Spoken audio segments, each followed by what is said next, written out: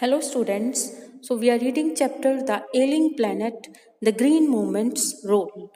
And this chapter is actually an article written by Nani Palkiwala for the Indian Express in 1994. And this article is all about the declining health of Earth planet. And in this chapter, he has also discussed about the growth of world population, that is one of the strongest factors distorting the future of human society. And every 4 days, the world population increases by 1 million, and the present world population is estimated at 5.7 billion at that time when Nani Palkiwala wrote this article. So, moving further, fertility falls as incomes increases, education spreads, and health improves. fertility, power of production. Okay, so जो population है, it will fall as income rise. Education spreads and health improves. जब education spread होगी, income rise होगी, education spread होगी तो awareness rise होगी और health improve होगी, और इसके साथ साथ फर्टिलिटी फॉल होएगी, पॉपुलेशन फॉल होएगी. दस development is the best contraceptive. अगर कॉन्ट्रासेप्टिव की बात करें, what is the meaning of contraceptive? Birth control method.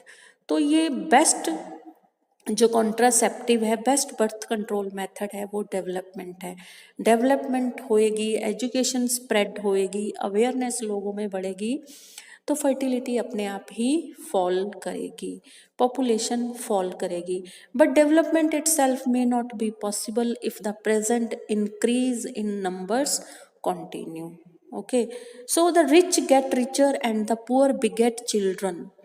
Rich जो है वो और रिच हो रहे हैं, और जो पुअर है, beget means to produce, to give birth.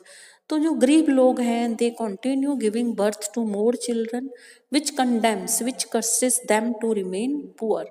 Okay, and more children does not mean more workers. तो जो गरीब लोग हैं वो बहुत बच्चे पैदा कर रहे हैं या करते हैं, तो ज़्यादा बच्चों का मतलब ये नहीं है कि उन्होंने ज़्यादा वर्कर्स प्रोड्यूस कर दिए, merely more people without work, but वो मोर पीपल हैं जो विदाउट वर्क हैं. It is not suggested that human beings be treated like cattle and compulsorily sterilised. तो ये ऐसा बिल्कुल नहीं कहा जाता, ये ठीक बात मानी जाती है कि ह्यूमन बींग्स को कैटल के जैसे, पशुओं के जैसे कंपल्सरीली स्टरलाइज करें. What is the meaning of sterilise? To make unfit for production. ठीक है, ताकि वो और बच्चे पैदा ना कर सकें. उन्हें पशुओं के जैसे, कैटल के जैसे उनको जबरदस्ती स्टरलाइज किया जाए. But there is no alternative to voluntary family planning without introducing an element of coercion. Coercion means use of force या कंपल्शन. तो कोई कंपल्शन नहीं होनी चाहिए, बट उनको अपने आप से ही, voluntary means at free will, उनके अपनी इच्छा से उनको ये पता होना चाहिए कि उन्हें फैमिली प्लानिंग करनी है. ओके, सो इसके अलावा कोई और ऑप्शन नहीं है, कोई और ऑल्टरनेटिव नहीं है. But there is no alternative to voluntary family planning without introducing an element of coercion और compulsion. The choice is really between control of population and perpetuation of poverty. तो ये चॉइस एक तरफ कंट्रोल ऑफ पॉपुलेशन है, दूसरी तरफ continuation of poverty है. तो इन दोनों में से हमें एक चॉइस करनी है. The population of India is estimated to be 920 million today, more than the entire populations of Africa and South America put together. अगर इन दोनों कंटिनेंट्स की पॉपुलेशन भी इकट्ठी मिला दें तो उससे भी ज़्यादा है पॉपुलेशन ऑफ इंडिया.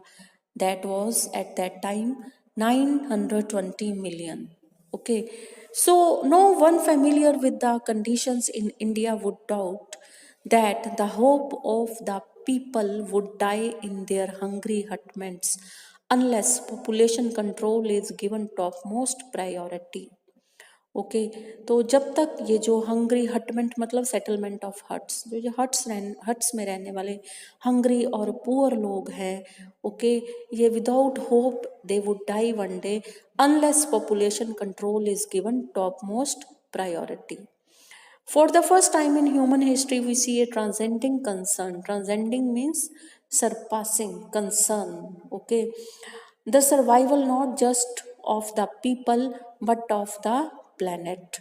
ओके तो ये सारा जो अवेयरनेस है वो शायद ग्रीन मूवमेंट के कारण, एक one of the factor is green movement also, कि survival not just of the people but of the planet, कि हमें सिर्फ लोगों के सर्वाइवल के बारे में नहीं सोचना, हमने पूरे प्लेनेट के सर्वाइवल के बारे में सोचना है. ठीक है, बहुत बड़े लेवल पे ये कंसर्न देखने को मिला है. We have begun to take a holistic view of the very basis of our existence. हमने अपने existence के basis का एक पूरा overall चारों तरफ से हर तरह के फैक्टर कंसिडर करके हम उनको उस व्यू से देखना चाहिए. Okay the environmental problem does not necessarily signal our demise. तो इन्वायरमेंटल प्रॉब्लम का ये मतलब नहीं है कि हम एक दिन खत्म हो जाएंगे. It is our passport for the future. ये फ्यूचर के लिए एक पासपोर्ट है. The emerging new world vision, vision means far sightedness, दूर की सोच. The emerging new world vision has ushered in the era of responsibility, entered in the era of responsibility. So it is a holistic view, an ecological view, seeing the world as an integrated whole rather than a dissociated collection of parts. इस समय पूरे world को as a whole, integrated whole देखा जा रहा है. ठीक है, और एक होलिस्टिक व्यू, इकोलॉजिकल व्यू के नज़रिए से, ना कि वर्ल्ड को अलग अलग पार्ट्स में देखा जा रहा है कि ये कलेक्शन ऑफ डिफरेंट पार्ट्स है. नहीं, पूरे वर्ल्ड को एज ए होल व्यू किया जा रहा है. Okay so industry has a most crucial role to play in this new era of responsibility. जब हर कोई अपनी रिस्पॉन्सिबिलिटी पहचान रहा है, पूरे प्लेनेट के बारे में सोच रहा है, तो यहाँ पे इंडस्ट्री का बहुत क्रूशियल, बहुत इम्पोर्टेंट रोल है. What A transformation would be affected if more businessmen shared the view of chairman of DuPont, Mr. Edgar S. Woolard. Okay so कितनी बड़ी अच्छी ट्रांसफॉर्मेशन हो सकती है कि अगर सब मिस्टर एजर सी वूवर्ड के जैसे सोचें. 5 years ago उन्होंने क्या बोला था? Declared himself to be the company's chief environmental officer. उन्होंने बोला वो कंपनी के चीफ इन्वायरमेंटल ऑफिसर हैं. He said our continued existence as a leading manufacturer requires that we excel in environmental performance. Okay तो वो सीईओ थे company के. तो सीईओ की फुल फॉर्म होती है चीफ एग्जीक्यूटिव ऑफिसर, पर उन्होंने बोला वो चीफ इन्वायरमेंटल ऑफिसर है, कि अगर इन्वायरमेंट की परफॉर्मेंस वो अच्छी रखेंगे, इन्वायरमेंट पे पूरा ध्यान देंगे, तभी वो लीडिंग मैन्युफैक्चरर बन सकते हैं in the world of business. Our continued existence as a leading manufacturer requires that we excel in environmental performance. Of all the statements made by Margaret Thatcher during the years of her prime ministership of United Kingdom, none has passed so decisively into the current coin of English usage as her felicitious words. Okay, so what is the meaning of felicitious? Felicitious means apt and pleasing words. Okay तो अपने जितने भी उन्होंने statements दी हैं उनमें से none has passed so decidedly, so decisively into the current coin of English usage, means well chosen words she has selected as her felicitous words. Okay, very apt and pleasing words when she said no generation has a free hold on this earth. Okay all we have is a life tenancy. किसी generation का भी अर्थ पे free hold control नहीं होना चाहिए. All we have is a life tenancy. Tenancy means to live like a tenant. एक किराएदार की तरह हम इस अर्थ पे रह रहे हैं with a full repairing lease.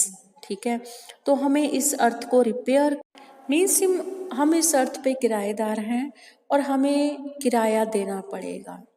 ठीक है, वो किराया किस फॉर्म में होगा? अर्थ की रिपेयर की फॉर्म में. Okay, with the full repairing lease.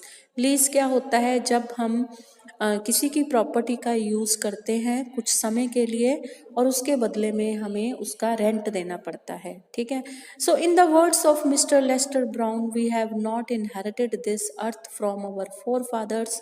तो जैसे कि मिस्टर लेस्टर ब्राउन ने भी कहा था कि हमने अपने फोर फादर से, अपने एंसेस्टर से इस अर्थ को इनहेरिट नहीं करा, ये हमें विरासत में नहीं मिली है. We have borrowed it from our children, rather we are borrowers. हमने अपने आने वाली जनरेशन से इसको बोरो किया है और इसे हमने संभाल के रखना है, अर्थ और अर्थ के रिसोर्सेज को, और फिर आगे कमिंग जनरेशन्स को हैंड ओवर करना है. Okay, so in this way we have seen that we are bound to be responsible towards earth and towards environment. That is what Nani Palkiwala want to say to all of us.